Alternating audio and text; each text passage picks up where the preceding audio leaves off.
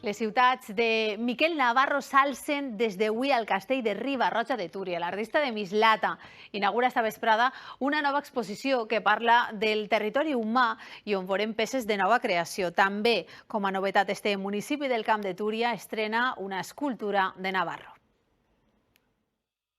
Miquel Navarro manté intacta la seva passió per construir ciutats. Ho hem vist avui al castell de Riba-roja de Túria. En aquest espai d'art contemporani estaran tot l'estiu, d'argila o de zinc, però sempre diferents. Perquè tenen algo de partitura, diem, partitura musical, per què no? Està donat tot, però el ritme de muntatge li dona un so diferent. Navarro també afig la natura més agressiva, uns cactus que li evoquen pena i dolor. Tot i això, no s'oblida de la pulsió eròtica i també estarà a la part més nova de la seva trajectòria.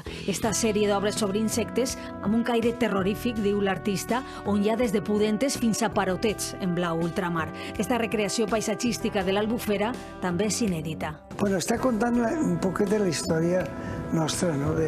Un lloc que és lacustre es converteix en un arrossar i com l'home va conquerint aquest terreny per a crear un camp d'arròs. I encara no s'ha inaugurat oficialment, però Riba-roja de Túria ja té instal·lada esta escultura de Miquel Navarro que transcendirà l'exposició. S'anomena Cap Pensant, fa 7 metres d'alt i pesa 8 tones. Una deessa que vigila Riba-roja de Túria, a la vora del riu, i que ja poden observar quan entren al municipi des de la Pobla de Vallbona o l'Eliana.